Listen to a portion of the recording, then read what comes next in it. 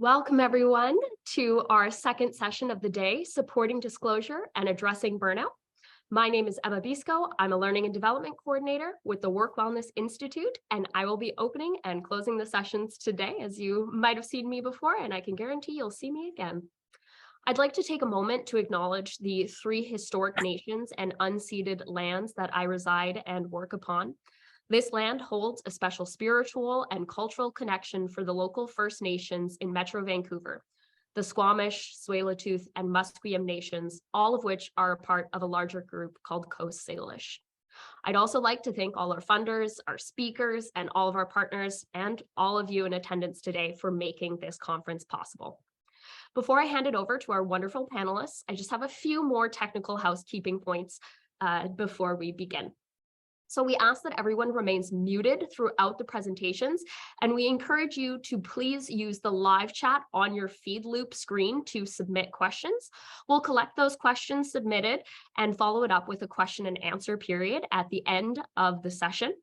If you'd like to follow the slides, you can find them under Files at the bottom of your feed loop page. For the best viewing experience, we do recommend full screen.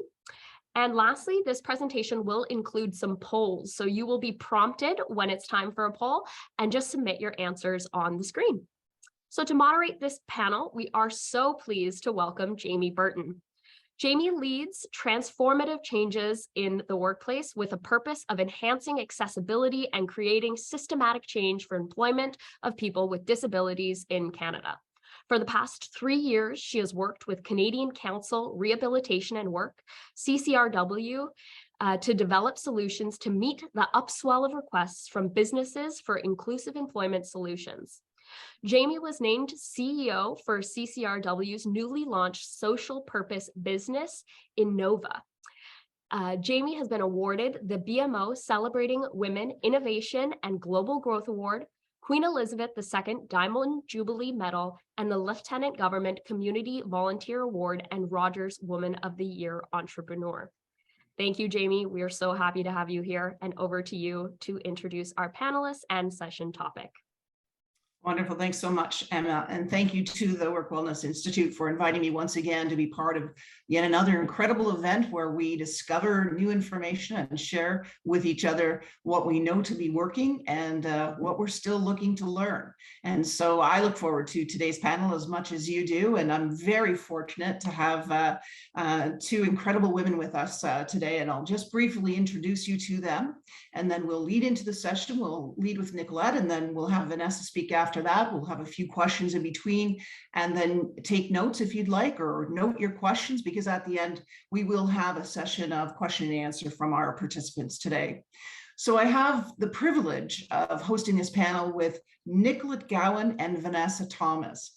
Nicolette is a registered occupational therapist with experience working in mental health, accommodations, ergonomics, stay at work, return to work, all of the things necessary to plan for the various sectors to meet the needs of their employees. She's the president and CEO of a national health and disability management company and offers support across Canada and throughout the US. With over more than 30 years, this company has worked in partnership with employers, employees, and unions to develop customized strategies that improve employee success. We're talking about health and productivity. Well, Nicolette has the answers to help us understand how to improve those things in our work environments. She also has a very unique interest in mental health, psychotherapy, and mindfulness techniques. And I'm looking forward to hopefully hearing a little bit more about that. Vanessa Thomas is in her fourth year. She is a fourth year PhD candidate, my apologies, and in the Rehabilitation Sciences Institute and Collaborative Program in Neuroscience at U of T. She's conducting her PhD research at Holland Bloorview Kids Rehabilitation Hospital and is working with someone I know very well, Dr. Sally Lindsay, in the TRAIL, or Transitions and Inclusive Environments Lab. She's a Social Sciences and Humanities Research Council-funded doctoral student, and I am confident that her expertise and studies in this area will lend to some fascinating information that she's going to share with us today. The particular focus is for her is on the autism spectrum and experiences and related needs surrounding the complex disability disclosure process and requests for workplace accommodations to create a viable solution and tangible decision aid tool. Vanessa is also engaged as a research trainee with additional organizations such as Can Child Center for Childhood Disability Research and Kids Brain Health Network. So I am eagerly anticipating hearing from both of them on a topic that is very important, especially today as we look at the number of variables we're experiencing both in the workplace and in the processes of work. It's critical that we learn how to respond to the needs of our employees and build trust while establishing a sense of belonging. Inclusion does matter. So developing an accommodation strategy can ignite an opportunity to expose the variables of perspective needed to facilitate problem solving, innovation, and healthier work environments. Isn't that what we all want to achieve? Psychological health and well-being in the workplace, learning how to ensure that there is employee engagement and empowerment. But there's lots of things required to achieve that. And I know that we're going to hear about that now. Nicolette, we're going to start with you, and I'll turn it over to you to share with us your perspective and some of the understanding that you have discovered through your work. Thank you so much, Jamie, for the introduction and really setting the stage for our panel today. I'm really excited to kick us off by talking about burnout and how to address burnout in the workplace. So you've heard my professional introduction, which gives you a bit of a background around what I bring to the panel today. So being an occupational therapist and also a business owner who is managing the ups and downs of the environment over the last couple of years and what that means to business and what that means to our employees. So bringing both of those unique perspectives, noting that I am a clinician, I'm not a researcher, and I do have some hands-on and practical experience. So that's what I hope to bring to you today. One of the things that that's not mentioned in my professional introduction is just the introduction of who I am and my identity. And so I like to start off by that, just identifying I'm female. I identify as with the pronouns she and her. And I identify that my descent and my ancestors are settlers to this land, Scottish descent settlers. And I also acknowledge that I have Indigenous descent. So I came to learn this in my young adult life, learning about my father's adoption when he was a young child, and learning about his heritage in the Oneida Nation. And so I am learning what that means to me. And I like to start by acknowledging that the land that which I ground myself in today and the land I live, I work, learn, and share knowledge on is London, Ontario, but that we acknowledge the surrounding Indigenous First Nations communities, the Chippewa of the Thames First Nation, the Oneida Nation of the Thames, and the Munsee Delaware Nation. And we also acknowledge the urban Indigenous population of London, Ontario. And we recognize that this land is covered by multiple treaties. I also want to start by recognizing that November is actually in Canada is National Indigenous Disability Awareness Month, a month that really recognizes that Indigenous peoples and communities have additional barriers and disparities in health promotion, healthcare, the way that disability is managed, opportunities in the workplace, and opportunities to be supported. So wanting to start with acknowledging those pieces. Just a little bit more about Gowan Consulting and our company. So we do have 23 years of private business. We have occupational therapists across Canada that help to support employers and employees on all of those great things that Jamie already let you know. So return to work, stay at work, and our focus is on functional ability and work. We see ourselves as these regulated health professionals that really bridge that gap between work and health, supporting employees to be as successful as possible and included in the workplace. We help to build your healthy business and support your healthy business and make the complex situations a bit more simple. It would be amiss to start a conversation about burnout without talking about what burnout is. So the World Health Organization historically has a definition of burnout that focuses on the workplace and notes that it's workplace stress that is not successfully managed. And that can show up in 3 different dimensions. So it could look like energy depletion, exhaustion, having a difficult time getting out of bed, or fatigue throughout the day. It is increased mental distance or having this negative view of work or cynicism related to one's job. It's feeling a reduced sense of efficacy in your professional world and your professional work. So feeling that you're not meeting expectations or not completing your job role to what you desire. Really, overall, what that is it's our response, our emotional, mental, physical, social response to stress. And that's our body's fight, flight, or freeze system response. And when this is repetitively activated and not well managed, or we don't have enough resources to recover that stress response, it can lead to burnout. Now, this historical definition from the World Health Organization really focuses on the workplace. But as we know, and as we heard earlier from Susan, there are so many layers that impact overall employee well-being and the experience of burnout. So we need to think also about the pandemic and the social crises that really surround our environment today. And thinking about the impact that this pandemic has had on us, or climate change, inflation, wars, that these all contribute to a sense of burnout, as well as an employee's individual experience, the tools and resources that an employee has to stay well and manage burnout, or the individual stressors that an employee is under, because it's not just the workplace that contributes to this. And if you don't believe me, burnout is real. So there was a study done in January 2022 that looked at the incidence of burnout. And the national average of burnout at that time was 35%. And they also saw that there are 5 industries that experience burnout higher than the national average. And as you can imagine, these industries included health and patient care, so nurses and mental health professionals, transportation services, so those who were continued being in person or had to be facing the community at times when everyone else got sent home.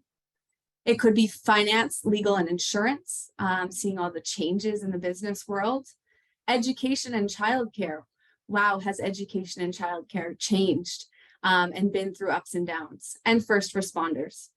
I have a poll here for you, and I'm hoping that you can answer in the poll for me. What do you think the age group is that has had the largest impact on their mental health over the past 3 years? Hopefully you can see the poll in front of you. Oh, we've got some answers here. So it looks like from our polling, we have the majority looking at 18 to 39, followed by 40 to 59 and 60 plus. Well, that's pretty accurate with the research. And what we actually do see is that it is that 18 to 39 age that is most impacted in their mental health through this pandemic. What that means to us in a workplace setting is that a lot of our workers are experiencing this change in mental health, this experience of anxiety that has grown over the pandemic. So you'll see the different age lines there. So you were right on the money there with everyone's responses, right in line with the research. So the experience of anxiety has changed from 31% pre-pandemic to currently 33.5% in a study that was done by CAMH that has been repetitively sent out over time periods throughout the pandemic. So recently in January, having seen that anxiety increase to 33.5%, we see an increase in the experience of loneliness and an increase in depression. Another poll question for you.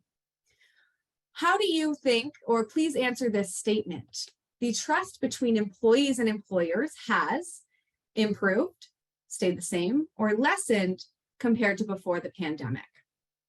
Interesting. Okay, so the responses, as you'll see from the polls, most people are perceiving that the trust between managers or employers and employees has lessened, 73%. And not really fair of a poll question because it was kind of a trick question and it depends on who you ask. So the recent release of the LifeWorks Mental Health Index, which similarly has been surveying individuals across Canada regarding their mental health over the past 3 years. The most recent index in September 2022 asked employers this same question, and they asked managers this same question. So managers were perceiving less managers were perceiving that trust had lessened. So it's interesting to see the responses from this group, and wondering kind of what your perception on that is. But the reason that I talk about this is because the feeling of trust, the feeling of connection with the workplace is so pivotal in how we manage burnout and how we prevent burnout. So this discrepancy that we see between what managers say and what employees say speaks to potential lack of communication.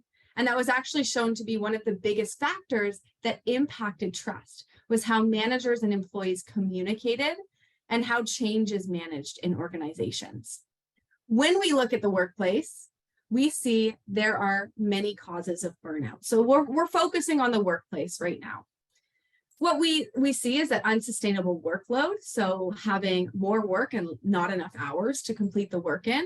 We can see how this reflects in the healthcare industry, having staff shortage in the healthcare or the hospitals, and expecting nurses to complete more work in the same amount of hours. It could be a lack of supportive community, which we also see is hugely impacted by this pandemic as isolation increases, senses of loneliness, not feeling as connected as we work in this remote or hybrid manner. Sense of lack of control. So this might be control over where you work or how you complete your tasks. Or as we look at going back into the workplace and bringing employees back to the workplace, lack of control around what that process is and what that looks like can lead to feelings of burnout. Feeling hopeless or helpless in your decisions. Absence of fairness, so not being treated fairly in the workplace. Insufficient reward, not feeling recognized, not feeling valued for the work that you're doing. And mismatched values and skills. So having your skills be put towards something where you don't see they're aligning with your values. And right now we're talking a lot about moral injury in the healthcare industry, where people are feeling that they are completing or working in an industry that's not allowing them to work within their values and their morals.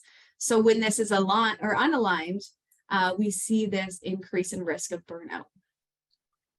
And we might start to see this in how an employee presents, how an employee performs. Maybe it's an employee's behavior, and we'll talk more about what those signs may be. But we know that everyone comes to work to meet their needs. An employee does not wake up in the morning saying, I want to go to work to mess up today or to get into conflict. They come to work to meet their financial needs, to have a sense of routine, to use their skills and abilities to align with their values, to have career development, to have a sense of identity with that career, and to have social support. So everyone comes to work to meet their needs. But to meet those needs, employees need the right resources. They need time, they need tools, they need people. They need to feel safe, or they need to have a sense of safety in the workplace. They need clear expectations around what their role looks like. They need that sense of fairness. They need to feel competent. They need to feel growth and development, and like they have the tools and strategies to do their job well. And they need to feel a sense of belonging. So when we have employees that are screaming for these needs, it's looking at the foundational psychological health and safety that we put in place to allow people to meet these needs. And I come back to this joint responsibility for mental fitness.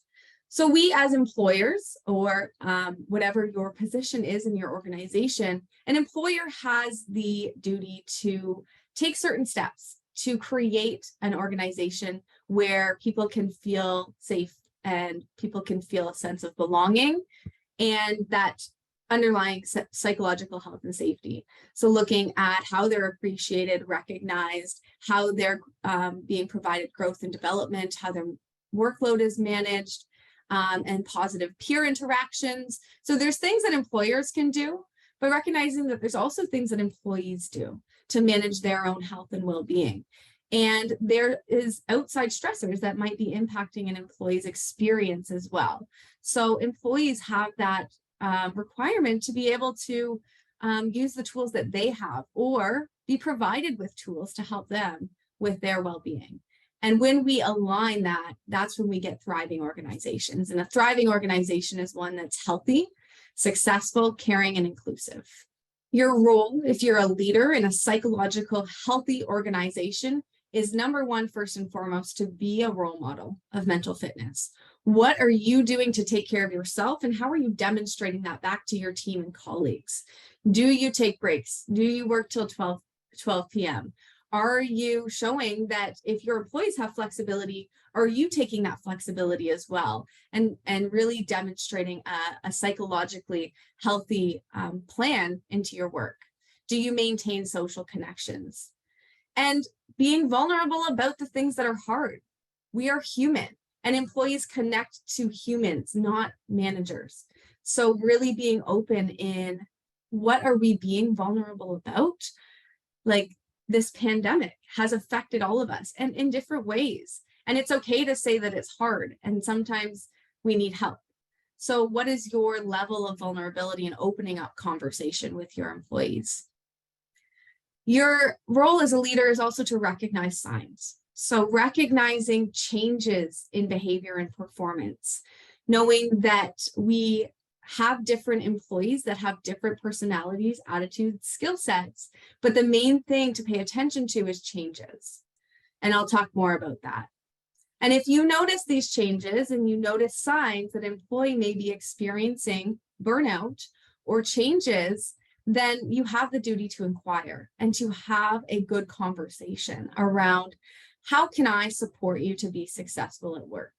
The first step to being able to recognize and have good conversations about burnout is knowing your employees. This is one of the most important skills that we can have as employers or managers or leaders, is knowing our employees. It's the foundation of trust. And you know that we hire different employees. We hire unique people. Some people are introverts, some are extroverts. Some like to analyze spreadsheets. Some like to work in teams, and some like to work alone. Some are visionary and some like structure. And we hire unique individuals because that's what makes our organization thrive and special. So the more that we know each individual, the easier it will be for us to identify if things are changing, or if people are struggling to manage mental health and burnout. And so trying to figure out what each employee needs to be successful. Every employee is going to need different tools, different strategies to help them to meet their goals at work. So identifying what those are for each individual, and being able to have good conversations, regularly checking in on our employees and asking how they're doing, what they need to be supported. Even having those casual conversations will give us more of an opportunity to really know how people are doing and what they need. And I'll breeze over this really quickly, but what we know is that mental health is not dichotomous. It is not we are mentally healthy or we are mentally ill. We all, every single person listening to this session today, is on this mental health continuum somewhere, and we can move along it.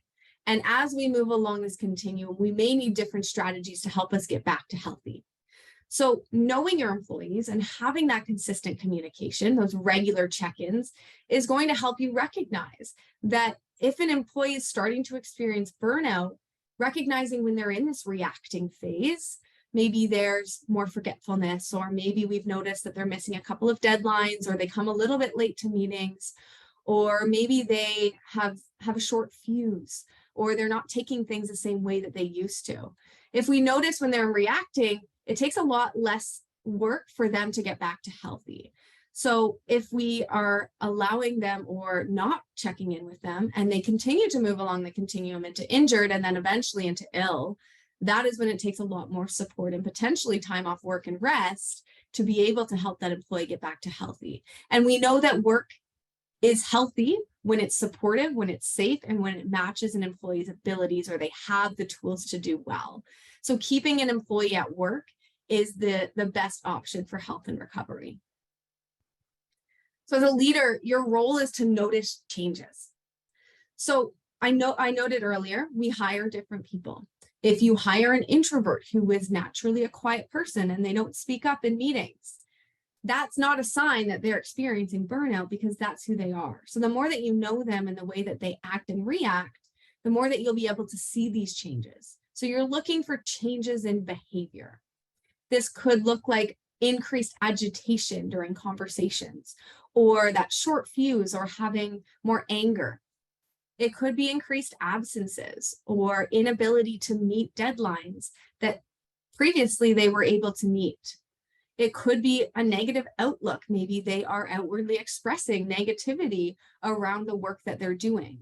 It could be a change in appearance. It doesn't always have to be a change in appearance. It could be isolation. So where an employee was normally reaching out, engaging on your Teams chat or in your office huddle, and now they don't speak up anymore, or they don't share those memes and those GIFs. And it could be a change in social reactions or increased conflict with coworkers. If you notice these changes, you have a duty to inquire. And I know that it's a difficult conversation, but having difficult conversations is the only way to create support for an employee. So looking at this framework of the ideas framework to meet with an employee. So things to consider when you are having this difficult conversation. The first and most important part is identification and preparation. So this is a crucial part of the conversation.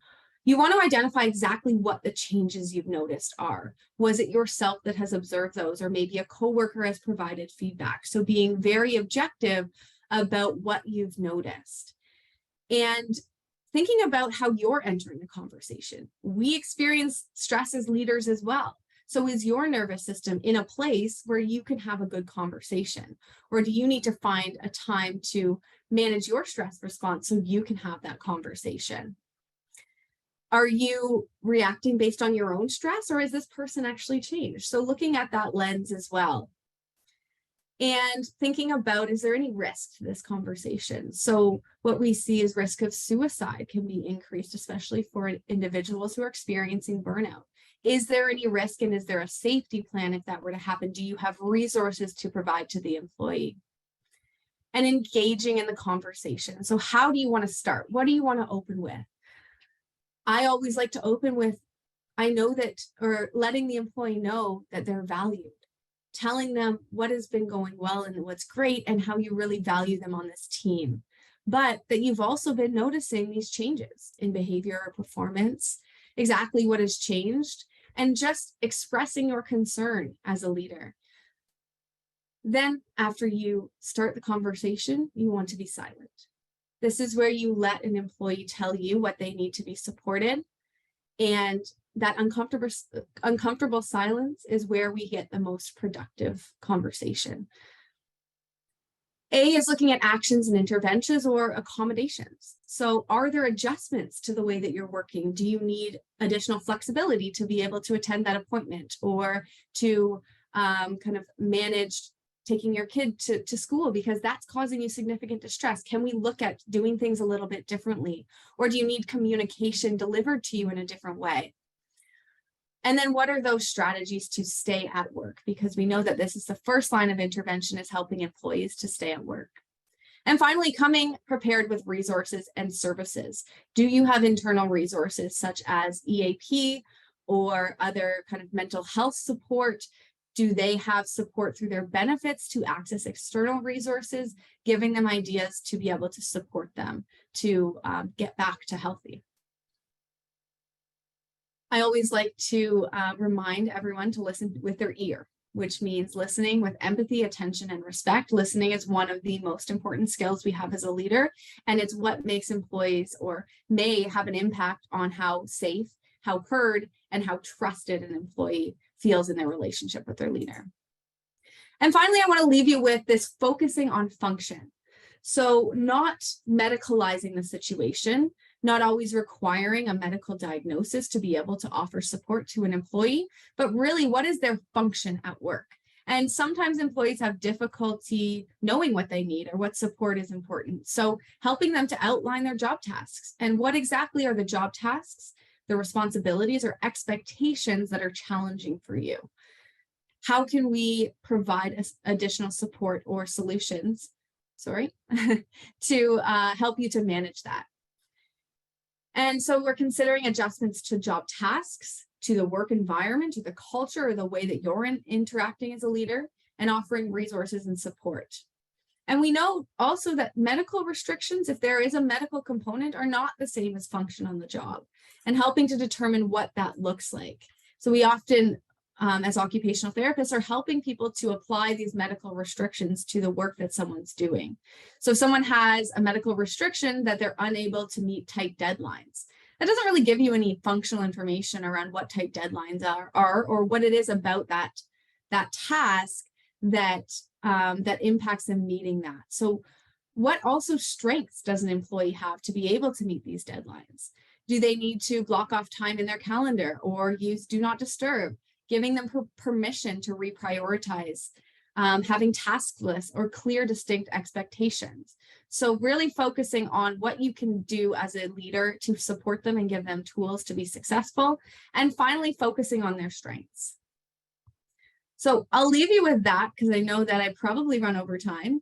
And I will pass it back over to Jamie. But if you want any more information about Gowan Consulting, visit our website or reach out to us. We're also in the trade show booth. So thank you so much for your time, and I'm looking forward to answering questions. Thanks so very much, Nicolette. That was wonderful. And I just want to remind everyone that there will be a recording of this session that is available through the Work Wellness Institute. So I'm confident based on the number of questions that were coming in during that, you've given them lots to think about, Nicolette. I think what we'll do is we'll transfer the time for the questions to the end. We'll hear from Vanessa now, but I just want to ask you, Nicolette, as you're listening to what Vanessa is sharing, you shared a lot about variables and layers. And, I think of that as outliers and influences. But you mentioned these three, what I consider to be dominant things that are affecting us outside of the workplace: climate change, the pandemic, and wars. And I just went, you mentioned those, and I was like, yeah, this is so much bigger than, maybe in another time and place when we were talking about the workplace. So think on that, and how would we recognize vulnerability in our leaders, considering that we're all affected by these things, but we are impacted uniquely different as individuals in the workplace, and what are we looking for in leadership? So I'll leave that to you to think about, because now I'm looking to see how Vanessa continues the conversation around psychological health and well-being. And you mentioned, Nicolette, that duty to inquire, the duty to accommodate. I think we're going to be hearing a little bit more about accommodations and adjustments and how best to support our employees. Vanessa, over to you, please. Thank you so much, Jamie. And thank you so much, Nicolette, for that fantastic presentation. Before I share my slides, I just want to, say thank you so much for the opportunity from the Work Wellness Institute to be speaking here today. I feel very humbled. I feel like there's a lot of experts in the room. Nicolette, and hearing the panel this morning, I've already learned so much. So very appreciative and looking forward to sharing, some of my knowledge throughout my PhD work as well. So, like I mentioned, so today, and like Jamie, thank you so much for introducing. I'm going to be talking about the concept of disclosure and reflections and learnings about disclosure in the workplace, and some of the nuances in that, the complexities, and there's also a lot of alignment in terms of what Nicolette was talking about. But before I dive into that, I just want to first start with a brief land acknowledgement to acknowledge the traditional lands in which I am calling from today. So from my location today in what is now known as Scarborough, Ontario, or the eastern part of Toronto, I acknowledge the sacred land in which we are gathering. This land, where I have the privilege to work, play, and learn, is on the traditional territory of many nations, including the Anishinaabe, the Mississaugas of the Credit, Chippewa, Haudenosaunee, and the Wendat peoples. The territory of what is known today as Toronto is under the One Dish, One Spoon Wampum Belt Agreement. The territories that encompass Toronto are under a number of treaties, including Treaty 13, and in Scarborough specifically, the Williams Treaty. Today, Scarborough and Toronto is home to a multitude of Indigenous peoples from across Turtle Island. I recognize how present and pervasive colonialism is in our day-to-day actions and society. And coming from a research perspective, in particular a research trainee, meaning I'm still a student and still learning what, I want my research career and things to look like. It's my responsibility to practice decolonizing methods and approaches and reflect on the work that I'm doing, its underlying motivations and groundings, my own biases and privilege, and how I can take steps towards truth and reconciliation. This is something I try to reflect on each day as a person, as well as in my role as a research trainee. And on the slide here is a beautiful photo of the Scarborough Bluffs in the fall time, which is about a 10-minute drive from where I live. So I just wanted to share that photo as well.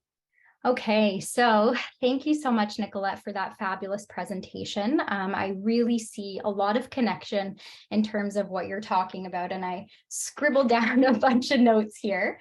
But I really liked how you segued very nicely and, brought up the points around focus on functioning.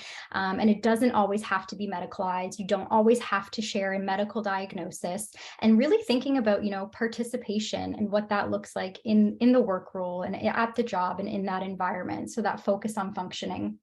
I also saw a lot of connection around your point of recognizing changes in the employees that you're working with, and how that even provides an opportunity to open that safe space and that safe conversation to disclose, like, hey, I've noticed these certain things, and providing that opportunity for the employee to potentially share and, open that conversation that they might not have done otherwise. So very interesting to hear that. And I think you bring a lot of very practical components to this work that are really important. And then there's a bunch of other things that I could talk to as well, but I won't get into that for the sake of time. So Jamie provided a fantastic introduction to me and the work that I do.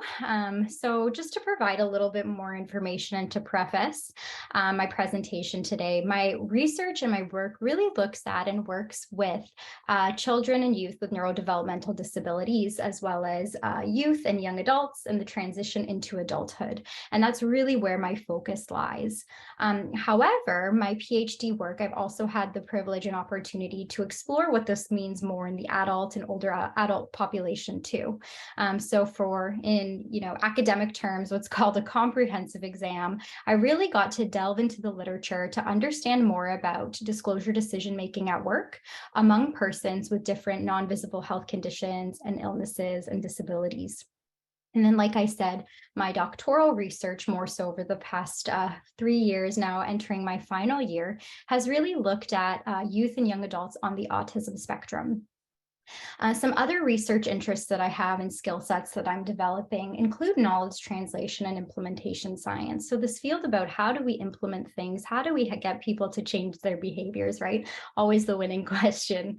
And like I said, neurodevelopmental disabilities, really focusing on participation, inclusion, and strength-based approaches to, community, employment, if we think of health services as well.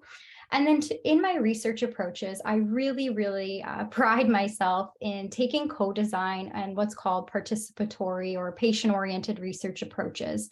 So bringing those people who this work or the research that I'm doing is going to impact and have them along and help inform and shape the research process.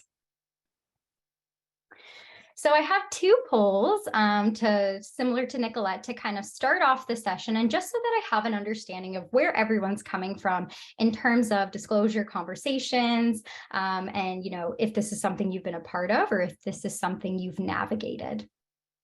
So have you participated in disclosure conversations before? So whether you were the person disclosing or the disclosure recipient. Or, and then the second question, is if you feel comfortable and confident, so from your own perspectives, navigating disclosure conversations in the workplace setting. Okay. So a majority of attendees here have participated in a disclosure conversation. Okay, that's very interesting to hear. Thank you. Some haven't and some are unsure, and that's also totally okay. And then when you look at the confidence or comfort level navigating these processes, still half said yes, but then there's a little bit more of a distribution between no and unsure. Okay, so that's very interesting. And I hope some of the content that I'll share and some of the conversation we'll have after this will, enhance that knowledge and always have you walking away with some questions and things that we can all do differently in our practice.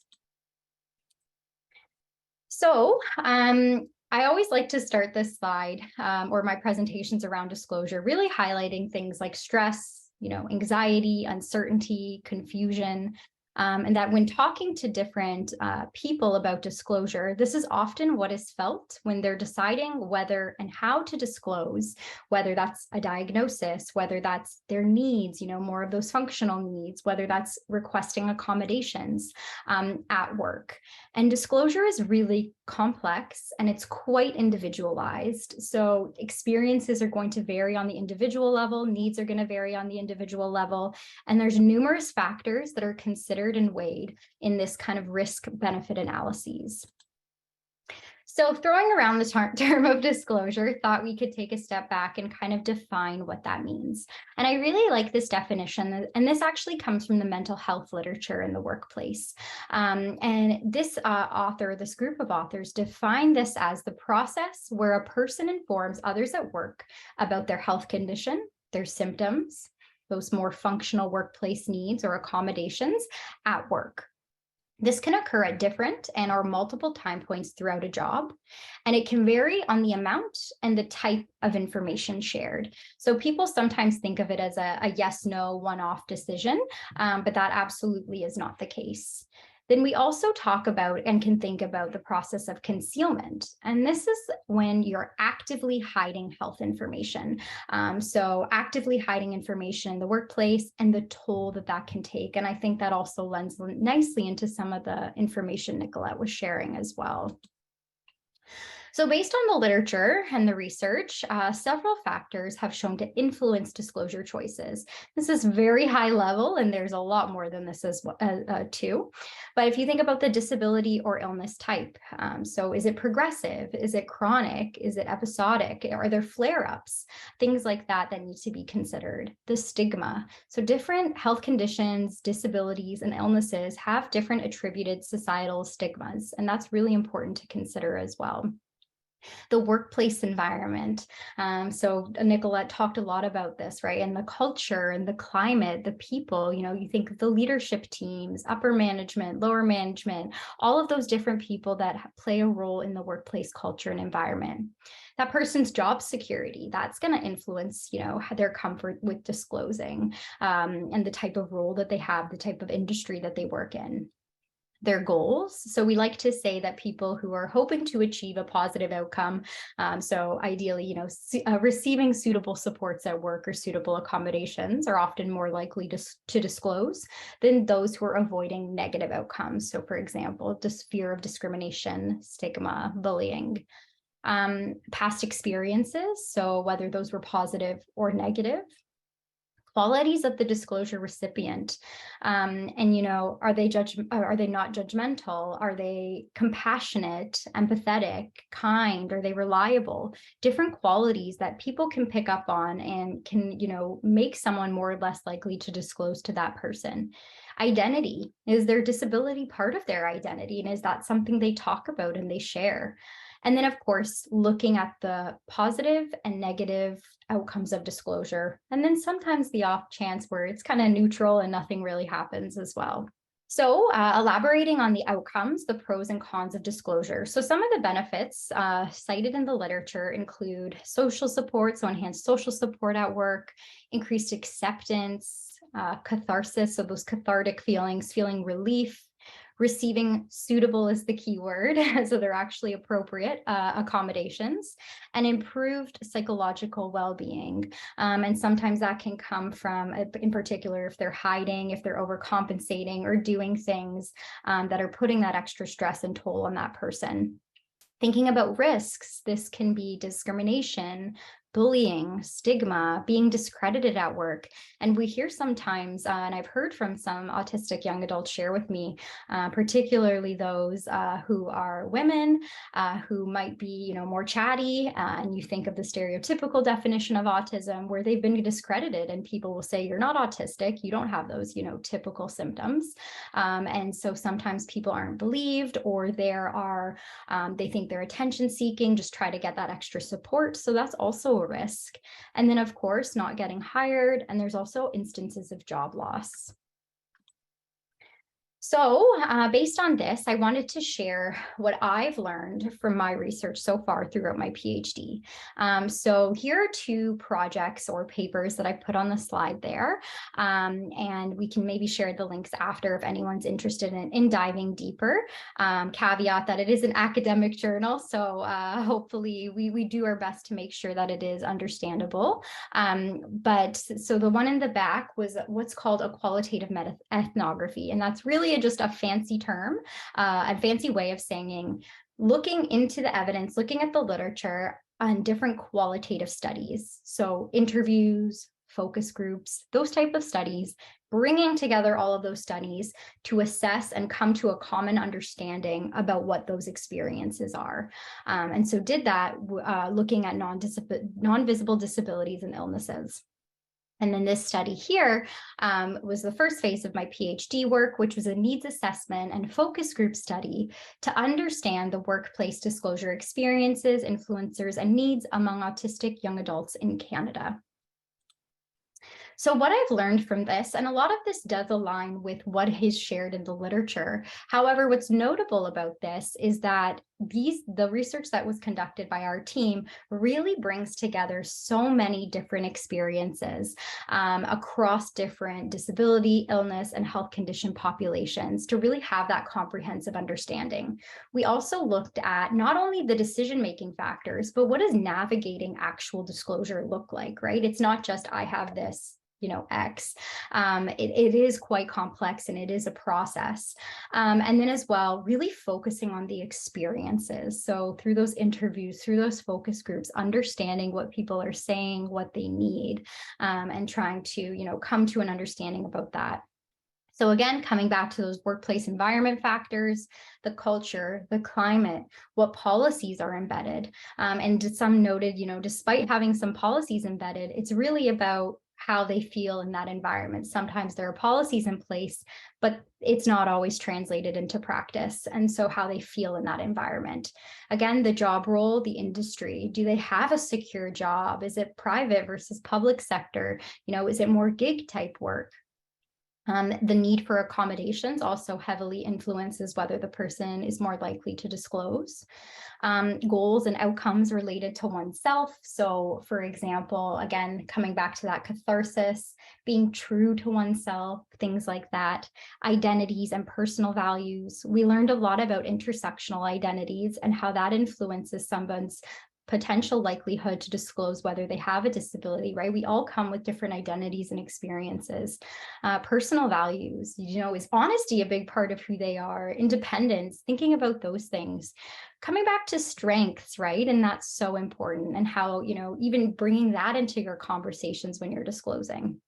And then, of course, the health condition and status, and then other focus, so goals or outcomes related to others. So to explain or educate, provide some rationale around, why they might be behaving in a certain way, to be an advocate, to be an ally for others in that workplace, I've heard, which I think is so kind and so nice.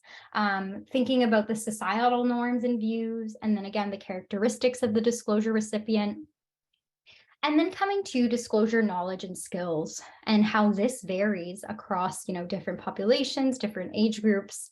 So if you think of disclosure logistics, the timing, the message content, the strategies used, and we've heard strategies such as, providing important information about that disability or health condition, sharing accommodation solutions, highlighting strengths. Some people report using humor as a strategy, providing reassuring words, things like that people have felt that they've had to do or they find effective in their disclosure conversations. I just want to highlight this figure, and this came out of that qualitative review, an amalgamation of all the qualitative studies. But I really want to highlight, what we did is we created a kind of framework of all the different factors that kind of go into this decision-making process, as well as the disclosure and concealment events and this continuum of what disclosure looks like.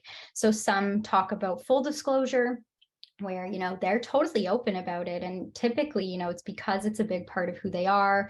And so they're open about it with, whoever is willing to hear or whoever asks. We talk about selective disclosure. So selectively choosing who you might share this with or how. So what information you might share. So I'm on the autism spectrum versus, I have challenges, organizing my thoughts. Could we potentially, could I take notes during our meeting, or could we create weekly to-do or checklists, things like that.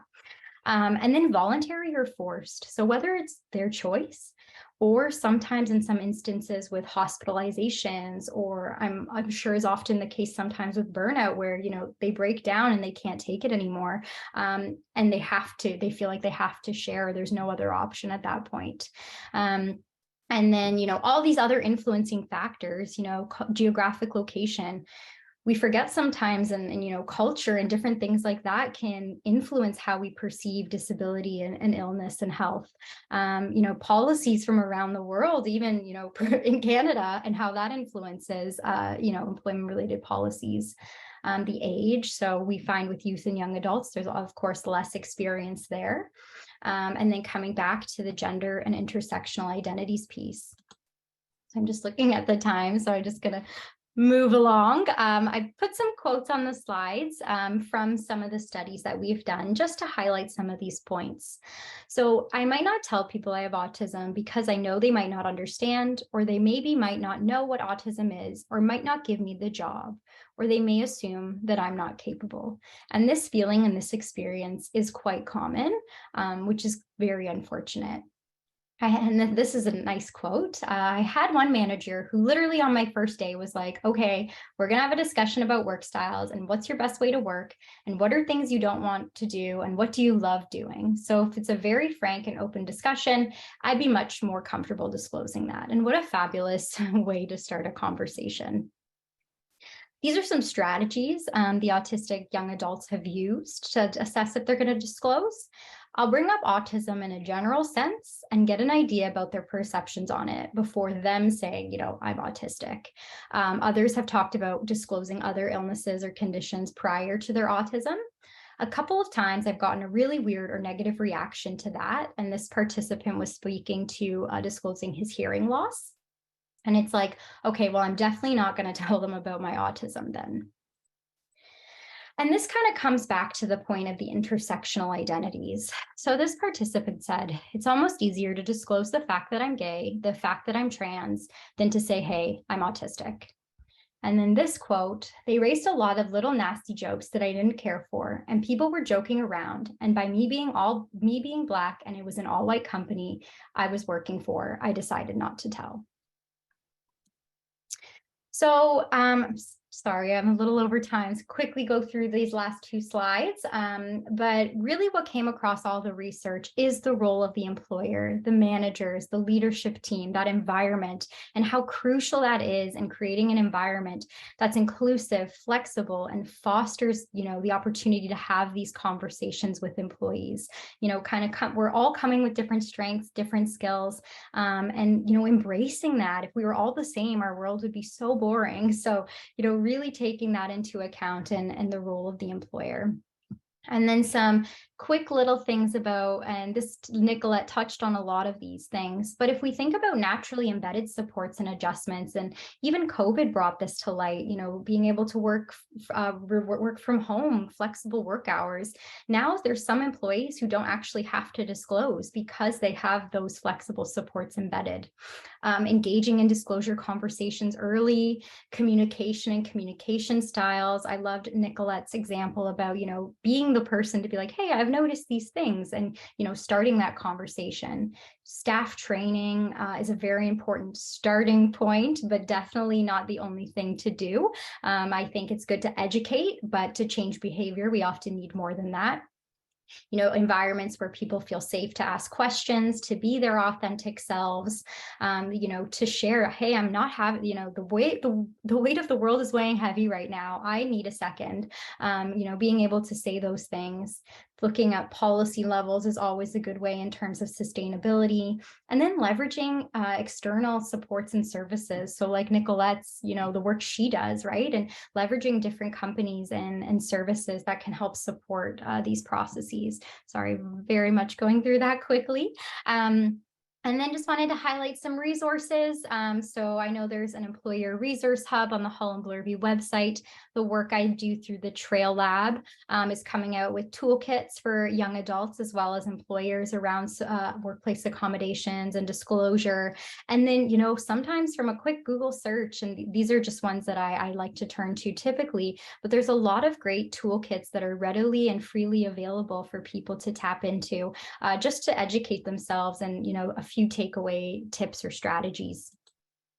And then just acknowledging the funders of all the fabulous research would not be possible without the generous donations of these funders, as well as thanks to my supervisor, Dr. Sally Lindsay, all the Trail Lab staff, the Holland Bloorview, librarian staff, resources, and all of the beautiful young adults that I've had the opportunity to partner with and work with throughout my research. And then those are just the references. Thank you very much, everyone. And I'll pass it back to Jamie. Thank you so very much, Vanessa. Wow, that is a lot of information, and certainly important information in this time. I heard both you and Nicolette talk about communication and the priority of communication, and recognizing how many variables are not only in the workplace, but also as part of our human identity, and sort of that sense of the imperative of understanding the intersectionality of who we are, and how is that part of our work experience when the intention is to bring our whole self to work. And so on that note, what I'd like to ask you is both one question, and what we'll do is align those a little bit, and then we'll open it up. There's been a lot of questions from our participants, so I want to make sure we get to as many as possible. So Vanessa, I'm going to start with you. You were talking about disclosure and this sense of ensuring that there's elements that you can use in that process and how to encourage it. But I've often heard that disclosure, or the need to require it, can either thoughtlessly or almost unintentionally create an imbalance, an authority imbalance, because it is one requiring of another. Can you tell me a little bit about how we might mitigate that happening and really ensure that this is about an equitable approach to addressing the barrier that we're talking about? Wow, that's a big and very excellent question, Jamie. And so that's very interesting. And I actually haven't heard that from some of the people that I've worked with. Of course, those are only, a handful of experiences.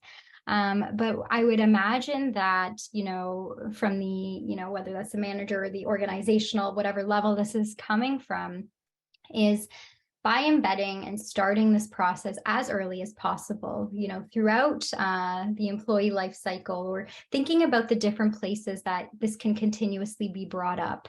So it's not a one-off, or it's not the employee feeling like they have to do it, but having these, the opportunity for employees to come up, or for the employer to bring it up again, like, hey, this check-in, is there anything you need right now? Because our needs change too, right? And just because you needed a certain support at the beginning, maybe you don't need it, a year later, or maybe you need a different type of support. So I think just having the opportunity to be able to have those conversations consistently, frequently, that there's constantly that revisit, an opportunity for employees to share that, I think is helpful, and offering it to all employees, right? Again, having that embedded. I think helps to support that versus employees being the one to have to always initiate it or initiate those conversations, because in that respect, I would imagine that is quite difficult, and the power imbalance there is quite tricky to navigate.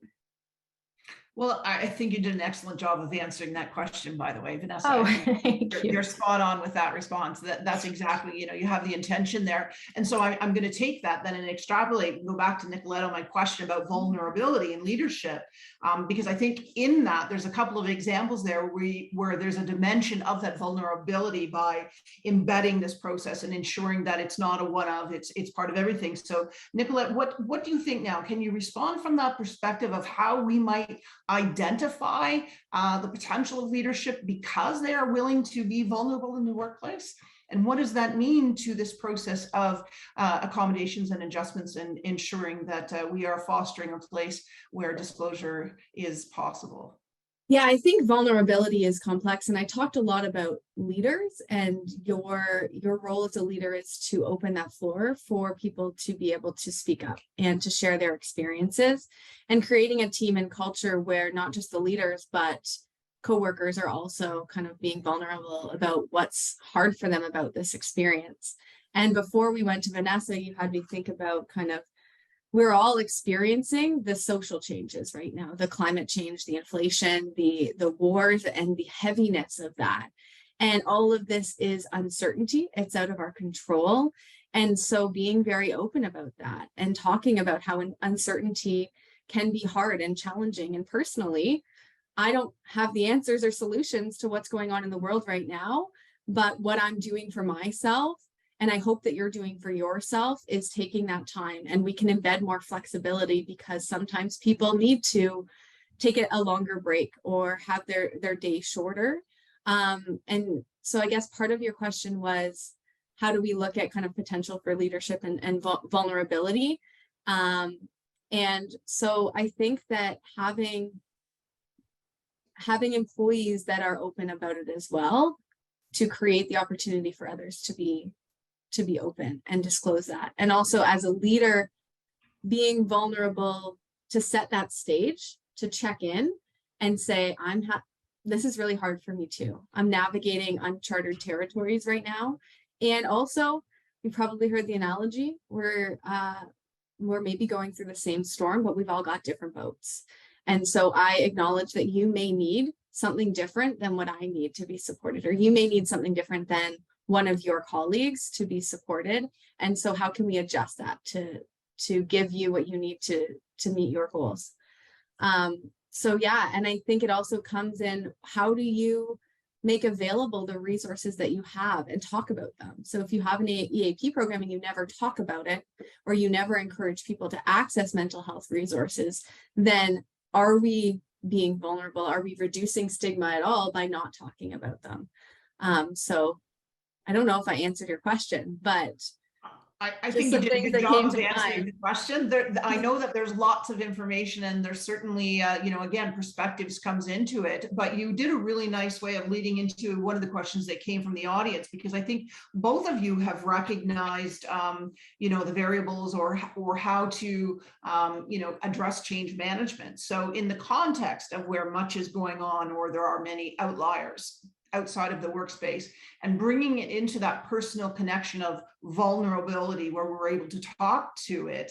What happens when we don't have enough knowledge? So the question is actually, how many leaders and HR professionals in the workplace are actually trauma or grief informed? And are we seeing businesses implement strategies around supporting that and supporting transparency and psychological health and well-being in the workplace? I'm going to ask both Nicolette and Vanessa to answer this. Yeah, it's hard to answer as a whole. We definitely see some organizations putting money towards that, and especially the ones that we have the privilege of working with. Those are the organizations that are taking that step to create this safe space. So by hiring an external organization to come in and support your employee, or give them some occupational therapy, psychotherapy support for the challenges that they're going through, I think creates that safe environment. You asked about trauma informed and grief informed, and I really don't know if leaders are. I don't think that that's provided as like a top down strategy to give managers that understanding.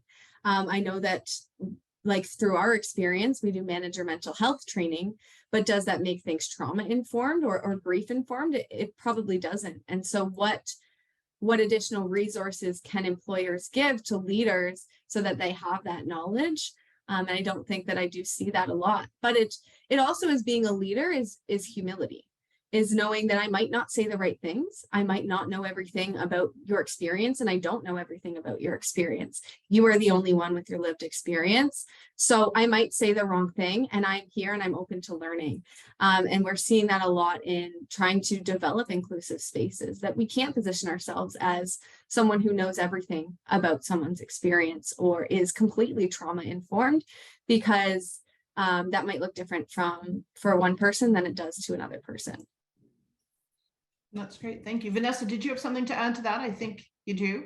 Yeah, I think Nicolette did a great job answering that, and I don't have too much to add, but it just always comes back to or making me think about, just, being human, and like that acronym you shared, Nicolette, I think it was EAR, right, around the empathy and respect and how far that goes, and just, taking that time to, actively listen and, acknowledge when you don't know something, but just being that leader and that person who shows empathy, respect, and acknowledges the different experiences, I think goes such a long way. And you don't necessarily have to have, training. I mean, trauma-informed and grief-informed training are like fantastic, but it's not available to everyone, or, not everybody has that training, and I don't think everybody will.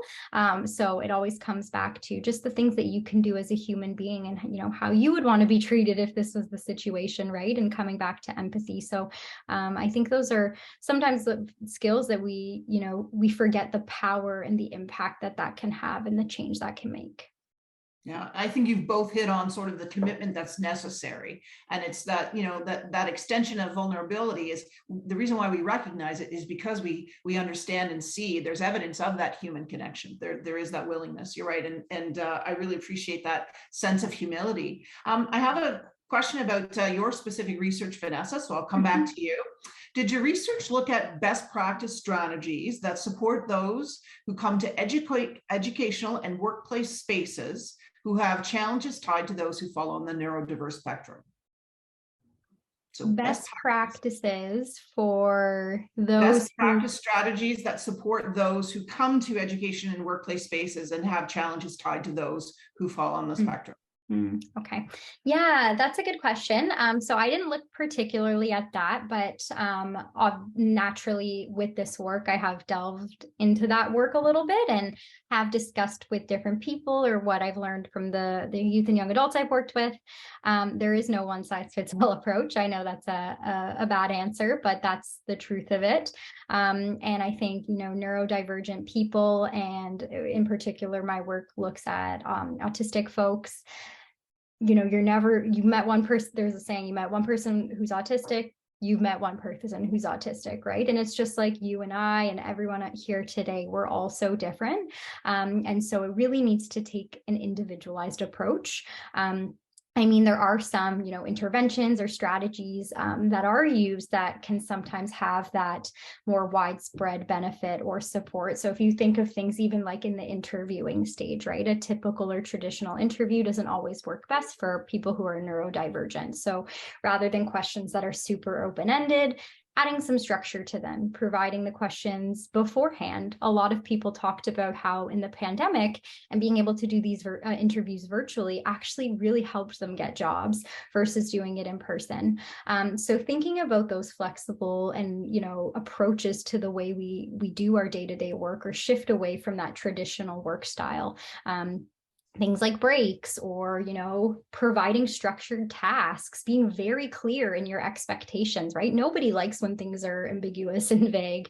So I think, just providing those clarity, and that's what I've heard as well.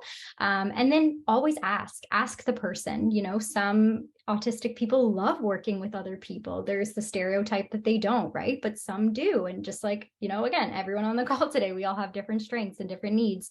So asking the person, based on their strengths and their needs, where do they see themselves and what role works best with them, for them. And, just having those conversations, again, coming back to that theme of communication and the individualized, function-focused approach. Excellent, excellent. I was smiling there when you said, ask the person. I was sitting on a plane at the beginning of the week and talking to the gentleman beside me, and he was telling me about an individual in his workplace with a disability and how they had, come to this conclusion that there was an alternate way that he could work. And I said, that's great. I'm glad to hear that it's working. But did you ever think of asking him? And he just looked at me and he says, no, that was our job to come up with the answer. I said, actually, that's a great idea. I said, I think it's wonderful that you took it upon yourselves to come up with a solution so he could have that job. I said, but I would also suggest that part of that process is incorporating the perspective of the individual. And talking about the perspective of the individual in this, I was waiting for individualized to come up because that's what it's really all about. And I think, Nicolette, there's a question here that has to do with sort of the individual nature of privacy and confidentiality. We've talked about intersectionality and identity, but are we seeing employers protecting privacy and confidentiality? Are they supporting those, or how are they supporting those who have the rights, obviously, to protect their privacy and bodily autonomy? And how is this impacted by the intersectionality of our identities? Yeah, wow, that's a loaded question. There's a lot to unpack there, and I think kind of supporting the confidentiality is a legal right that employees have. So employees have no obligation and should not actually disclose their medical condition to an employer. And so setting the stage always when you're meeting with employee that this conversation is confidential internally and externally, and you have no obligation to share what your medical diagnosis is. And that's where we come back to the idea of focusing on function. What is it about the job tasks or responsibilities that are challenging for you? What do you need to be supported? So coming back to asking the employee first, because the employee is the person that knows what they need, or sometimes they don't, and that's where we come in to help, but they usually know what types of adjustments or supports they need. And when they're offered kind of reasonable accommodation, giving them a chance to determine, like, is that something that is reasonable? And you asked about kind of intersectionality, and I think that all needs to be considered. And it's hard to expect a leader to dig into all of those layers and know all of those layers. And again, coming back to humility, is that if there is a reasonable accommodation strategy that an employee is either objecting to or not comfortable with, asking them about it and maybe digging into kind of why or what is going to make this work. Because this is what we need as an employee for you to be successful. What can we do to help you to be successful? And there may be other layers, and maybe it's gender identity that impacts that strategy not working for them. So how do you open up the conversation for that? And again, it's being human, and that the ear, listen, empathy, attention, and respect. So hearing everything that someone has to say without jumping to conclusion, giving people a most respectful interpretation when they come with an objection to something or a concern with something, that they're not trying to be difficult, and that we can give them the opportunity to explain, and we'll be there to listen. Explain, and we'll be there to listen. I really like that. I'm noting the time. I've been given permission that we can go over by just a couple of moments. So I wanted to ask one more question of each of you, the same question, because I'd like to hear both your perspectives, and then we'll end with just a general statement to summarize. So maybe, Nicolette, if I can go back and start with you on this question, and then Vanessa, you can be thinking about it from your perspective on what you have shared. Someone's asked about, discrimination in the workplace, and what contributes to, does that contribute to a lack of disclosure? Does that make it more difficult? And does that create stigma? And do the situations that we're talking about potentially have that as a result? Though unintentional, is it potential? So how can we talk about a little bit about that discrimination and even the unhealthy situation where we might then become targeted by other employees? Mm-hmm. And that does come up definitely that's something that employees consider when they come through the accommodation process is, how does this look to my colleagues or coworkers? How are they going to perceive what I'm being given or how I'm being supported?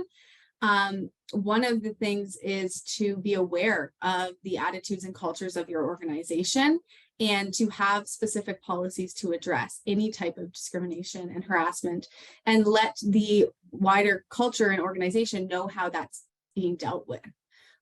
Also, it is kind of letting the employee know that only the people who are that need to know what they need to be supported will know. Kind of does help to give a little bit of security around that, so we don't tell the entire staff what you're being given. And in this virtual world, sometimes it's a little bit easier to protect that, but absolutely, and I'm sure Vanessa will speak more to this, that definitely impacts disclosure or the willingness of someone to disclose that they need support. Is how will others perceive that? So as a leader, I guess, to aside from the policies of discrimination and harassment, is that openness and communication with the whole team. And it's not just about medical diagnosis. If you need something specific to support you and you don't have a medical diagnosis or need to be accommodated, then we can provide that to you, or we can have flexibility around that. And Vanessa talked about that statement that the leader opened up. We're going to talk about the way people work. So we're going to talk about people learn differently. Do you need to have your materials delivered to you in a written format as well as an audio format? Because that's how you're going to consume that information differently. So being very upfront with everyone that if you need something else to be supported, it's not, it won't make you stand out because everyone's being given that opportunity. So kind of opening up that floor for everyone to feel comfortable asking for that, regardless of medical status or diagnosis. Agreed. Our goal should always be that everyone is comfortable. Vanessa, do you have anything else to add to that answer? That was yeah, Nicolette, fabulous job with that response. Yeah, I basically echoing what Nicolette said. My comment was really going to be around like offering those supports to everyone and having those conversations with everyone, so it's not just a one-off and then that person's very much singled out and identified as someone who needs extra help or extra support. So having those conversations with everyone.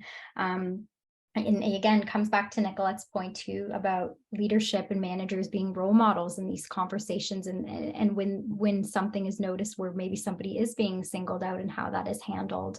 I know there is always sometimes challenges with reporting and things like that too. So always trying to avoid it getting to that point, right? Some things that I've heard from some people too is that when they are asking for supports that are going to be noticed by their colleagues or the team that they work with, they'll sometimes have a conversation with their team and not say the medical diagnosis, but just share, these are some of the things that I sometimes have difficulties with. Are you guys okay if, X, Y, and Z, or I do this, or I bring this to our meetings? And oftentimes there's no pushback. It's like, yeah, no problem, because it's going to help them be more productive and be a better team member in the end, right? And that's what you're hoping for is, that inclusivity, that productivity, everyone's feeling like their best selves. So I think those are probably the only points that I would add to that. Excellent. Well, I cannot thank you both enough. I just want to leave with summarizing. We've had a question about digital depression, and I want to suggest that the Work Wellness Institute looks at that as a topic for another day, because I think that could be an entire episode in itself. It's very dynamic and varied, so that's why I didn't choose to bring it into this context today. Happy to answer it or ask Vanessa and Nicolette if they'd like to offline. So the person that asked that question, thank you very much. Did not certainly want to neglect that, but you're right, that is something that we should all be thinking about more. And then there was also a question about physical fitness in the workplace, or massage therapy, yoga, that sort of thing. How can we have that intention towards mental health and well-being and practices? And I will tell you that 2 weeks ago, I was at a conference where TELUS led the room in a fitness burst. And in the first 30 seconds, the entire room of executive senior leaders were very uncomfortable getting up and moving, but by the into the second minute or so that they were very, very happy to do the movements. And I heard from everyone that it felt great. And isn't that the challenge for all of us in changing our mind and the processes that we function in, is recognizing the need to get uncomfortable, to get comfortable enough to ensure that we are vulnerable and that we bring our human self to the workplace to ensure that others can be their best selves at work. Nicolette and Vanessa, I cannot thank you enough for the time that you've given us today and the information you've shared. Thank you so very much. And Emma, I'm happy to hand it back over to you. Oh, I'm not seeing Emma. Thank you so much. Okay. Hopefully I'm There we here go. now.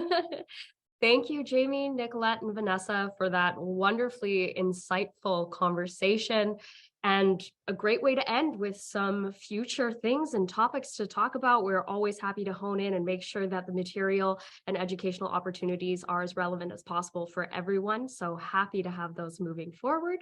As we've reached the end of our time for this session, I'll just leave you all with a few notes. So first off, the presentation was recorded and it will be posted for free on our eCampus along with the slides. And just as a reminder, the slides are on the FeedLoop page down at the bottom of your page under Files, should you want to download those now. If you're interested in receiving a certificate of attendance, please navigate to our accreditation opportunities page in the menu.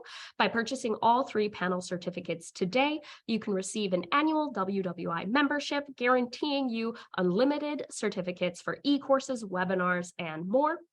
And organizational and individual WWI members will receive a free certificate.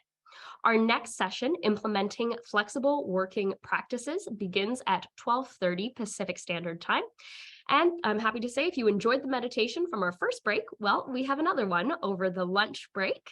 And again, I encourage you to use the time to explore the exhibitor hall, connect under networking, stop by the infographic gallery for current research posters and projects on workplace well-being, as well as check out that graphic recording of the conference as it should be coming out.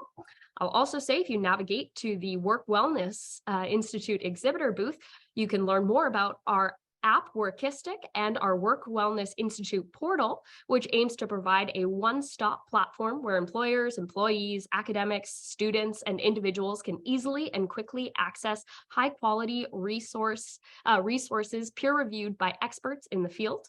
But before you go to any of those exciting opportunities, please remember to fill out the session survey, which you'll find linked in the description. I look forward to seeing you all soon. Enjoy the break. Thank you.